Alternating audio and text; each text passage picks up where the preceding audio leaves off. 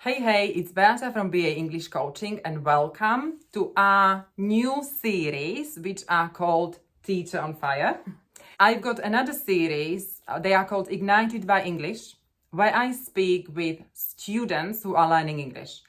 And in order to be ignited, you need to have teachers who are on fire. Learning English is like an emotional roller coaster, isn't it? We have highs and lows and struggles, and teaching English is the same.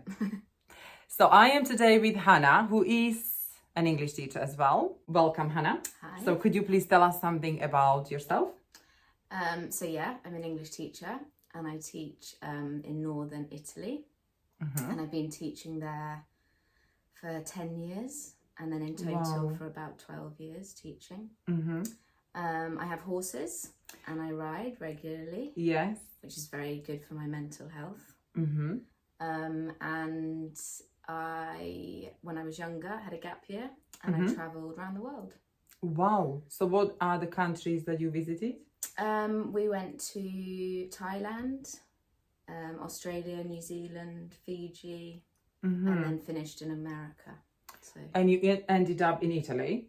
Then I went to university and then I taught in England for a bit and then I moved to Italy. Why did you decide to stay in Italy and teach in Italy? I wanted originally to teach in Spain or maybe South America, somewhere like Argentina. And then I got 2 job offers. One was in Spain and one was in Italy. And I preferred the job in Italy. So I moved there and then fell in love with the work, the people and the country. So yeah. Lovely. You've been teaching for 10 years, you said? For more than 10 years? Yeah, 12 I think now. Okay. Yeah. So can you describe the ideal student? An ideal student is motivated. Okay. Conscientious, I think, and has an understanding that English is not something like any language that you just learn overnight, and they don't want a quick fix to something. Also, being in Italy, I really like students that are not obsessed with translating from their mother tongue language. I think if you can understand that you need to learn the language as if it's a completely new language rather than have it what you want to say in Italian or whichever language and translate it right into English, and that it's going to mean exactly the same thing and that people are going to understand what you said because all you said is what you wanted to say in your language in English, but it might not actually translate like that. Yes, but because I think it's how we were taught in the past. It was 100%. This direct translation method, and in some schools it is still prevalent. And can you describe an awkward student? Oh, we all have students who we love, and we have students who we love a bit less. I think that it's good to ask questions. I think questions are really important. You're inquisitive, you're showing that you're interested, you're using your mind and engaged in the lesson, which is really positive. However, I think you can think too much about it sometimes. So when someone is asking you questions, if referring to grammar or something, a phrasal verb, why is it like this? It's not important maybe the reason, but that's what we say in English, or that's what people use, and maybe it doesn't make sense, but to try and understand it on that level, it's not science, it's not something that is this way or that way, it's not a formula like maths either. So I think if people have that kind of background, they look at a language and try and find the rules. Try and find the rules or the formula, and if I understand that this is this, and then they arrive in England, they're like, but I learnt this X plus, is Y, and now it's not. So what am I supposed to do? So I think if someone has that approach or that mentality, depending on how they've learnt other languages or their learning experience in school, but if you're too focused on that. Language is more flexible and elastic and it changes constantly. Exactly. Okay. What's your recipe for a perfect class? Have you got a recipe? I don't know if it exists. Because every lesson is different, so I could have a formula and I could teach it with one class and it could work really well, and I would deem that as a good lesson, and then I could do exactly the same thing that I'd planned with another class and it could be a complete disaster. So bearing that in mind, I think when you're teaching, you have to be flexible. So if you've planned to do an activity and suddenly it's just not working in the way that you envisaged it or planned for it to work, you have to be flexible and be like, okay, let's just change at that point. Let's move. Yeah, so constantly thinking on your feet. Yeah, but definitely it comes with reacting. experience, doesn't it? Yeah, true. But I do think if you have a format for a nice kind of, warmer for the topic, then get into something, whether that's the speaking activity or the reading activity, and then at the end finish off. I like finishing on a positive note with a game or maybe before that a bit of error correction if there's been a speaking activity, and then finish the class with like I say, a game of using all of the things we've done in the lesson. And I don't think you can jump straight into a lesson. I think when someone arrives, it needs to be, okay, warm what up. are we doing today? You can't just be like, okay, here you are. Exactly. We don't start students cold. No, exactly. That would be okay. Shouldn't do. Yeah. What do you do when you are a bit bored of teaching? Do you experience this, or when you feel maybe you are a bit burnt out, or you are? Yeah, definitely. I do. I think that the stress of planning lessons, actually the mental exhaustion from teaching a lesson, I don't think people realise that, okay, it's not physical, but sometimes it can feel like, if you have back-to-back lessons for 3 hours or 4 hours, at the end of it, your brain, when you're in the classroom, you're expected to be Google Translate, because if someone says something to you, you're suddenly meant to know. Then you're also expected to be a thesaurus, so someone says something and you're supposed to come up with all the synonyms that we know.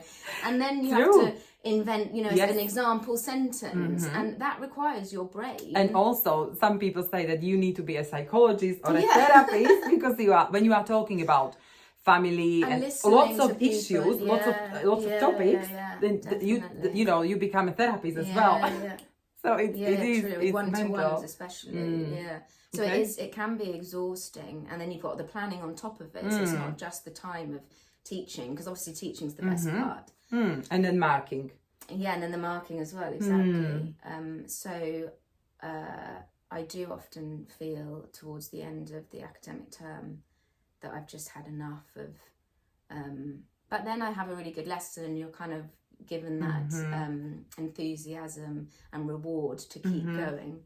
So one of my tips is just to get outside. I just walk. Yeah, I was going to ask, what are your tips? For being, I think if you're in the classroom, so I always walk in the morning, I go for a walk.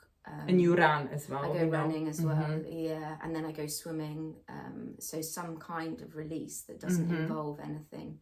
Even just a walk, because you're just looking around, change of scenery, fresh air, and getting out. And especially in Italy, where you have... it's beautiful in the mountains and things. We have spoken about the burnout, or when we maybe lack motivation because it gets too much.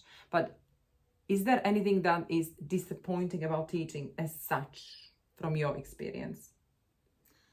I think when you don't see any improvement, or I think the thing that sometimes I let get to me sometimes is lack of motivation as well. In students? So in students, when I'm teaching a class and they're just not interested, so I try and elicit things and no one's giving me anything, then they don't want to particularly be involved or openly respond or come out with something, because they're worried about making a mistake or not looking they're cool. self-conscious. Yeah, really self-conscious. Okay, and have you got any tips, or have you got something you do and it works? I think that I don't sort of allow or tolerate anyone to make fun of someone else in the classroom if they get something wrong. Just that's not something that I accept. Okay. And then through a game, really, like I've had students that have really struggled, but as soon as we've started playing a game, they were like, oh, actually, I really enjoyed that, and look, I can do that, and they've become more involved. If they're working as a team, they're maybe not put in the on the spot so much, and they're not maybe as self-conscious. And some of them have gone into the start of the lesson being quite shy, but then within the team, and then they felt like the team are getting points or being able to express the words and vocabulary or whatever it is. So you make learning English fun. Yeah, as often as possible. Yeah, Okay. I always revert back to some kind of game or something. Yeah, Good. with my Okay. students. Do you think, Hannah, that students should be encouraged to take exams? Because I love teaching exam classes. What do you think? First of all, I would say it depends on the age of the students. Okay. Because I think when you've got younger students and they're at the beginning, or maybe they've been learning the language for a few years, if all the focus is on an exam, you know, not everybody is able to perform in an exam situation. And I wouldn't want to discourage them if they weren't able to perform in an exam situation and for some reason they didn't pass or it wasn't a success, that then they would be like, well, I'm not going to pursue this anymore and give up learning the language. You know, in some countries, maybe at quite a young age, they're required to do a test or an exam. And I don't think that's a healthy or positive thing for them. However, you then reach another age, teenagers, where, and some people as well, this is why you have to kind of work out the people and the age, the nationality maybe as well. They need that focus and motivation of an exam. And if they understand that it's a means to an end, because if you pass this exam, it then means you could do this, go on to another level, then university, so I think that's good, because sometimes they don't have the motivation to learn. So they're like, okay, I can speak, I could do well. If I went to England, I could get by. You know, why do I need to continue learning? And then suddenly, like, okay, well, if you did this exam, you could increase your level to, if you're talking B2 or something. Yeah. So then they have the motivation to learn a bit more. So and take the higher exam. Yeah, exactly. And then it's very systematic. I think also there is a structure, and they know they can. I think the progress is kind of measured because they know that what are your 3 top tips for improving English? So students who are watching, from your experience, Hannah, what would you say? What should the students do? Number one, I wouldn't be too worried about making a mistake. As you probably know, living in England, when you come to England, there's plenty of people in England who don't speak grammatically correct English, and it's the same in every country. So every country you go to, there are native speakers of that language who make mistakes. And I think that as long as you can convey your feelings maybe, or the message exactly, so don't worry about making a mistake, because sometimes it inhibits you to actually just give it a go if you're completely worried about making one small error. And sometimes you'll find that actually someone maybe corrects you. If you're speaking in that language, they'll actually respond to you and be like, oh, okay, well, I learned that through making a mistake, and maybe you wouldn't have known that was a mistake. You might have continued to make it in the future. And if you are stuck, you know, you can always use your hands like Italian people do. So use your body, use your hands, your face, expressions to convey the meaning. I moved to Italy with no Italian whatsoever. I had one word, which was ciao. And the first things I had to learn to buy were vegetables and bakery, so the bread and things. And I just pointed and I learned, that's at the beginning. And then the first things that I did learn was the different types of bread and all the vegetables and fruit. Number 2? I think a bit similar to what we were saying before, not to get so bogged down or obsessed with rules and why something is like that. And if you notice the differences between your native language and English, and you're just like, well, why don't English people say, you know, this instead of this? And it doesn't matter why. There's just the fact that they don't, and that's the beauty of language, is that everybody says things differently. And that's a really good advice. Trying to understand an explanation and have an explanation when there is no explanation, and I think it can mentally get you down as well, because you're constantly searching for something which doesn't exist. So true. Number 3. If you're interested in something, so maybe you're interested in music in your own language, and then you could start slowly listening to music with subtitles. Or if you're interested in watching series, okay, maybe watch the series in your native language first, and then try an episode in English with subtitles, if in English maybe. Or if you're interested in reading, whatever it is, start with a child's book or something. Whatever hobby you've got, or whatever a different way or a different approach to learning, because it can be, if you're constantly studying grammar or trying to learn new phrasal verbs, things, you'd actually learn more by learning them in context from something that you enjoy doing. So I think if you don't enjoy something, you just don't learn it. Any subject, whichever subject it is in life, at school, if you don't enjoy that subject, you then don't learn. you don't learn. And also, I think if you don't like the teacher, you don't learn. That was my then you are either lucky or you are not. And I love quotes. And so are there any quotes you love? I have 2 life quotes which are quite similar, and one of them is what will be. So try not to stress about things too much. I quite like that one. And then the other one is, what's meant for you won't pass you by.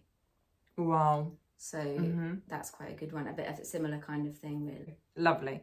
Thank you so much, You're Hannah. welcome. Thank you for So having as me. we said, teaching English, learning English is an emotional roller coaster, but we need people like Hannah who are on fire to give us the inspiration and a bit of sparkle so we can ignite your motivation and your learning and your English language journey. Hope you have enjoyed it. If you have, please like it, share it and subscribe. Let us know in the comments below what you thought about it.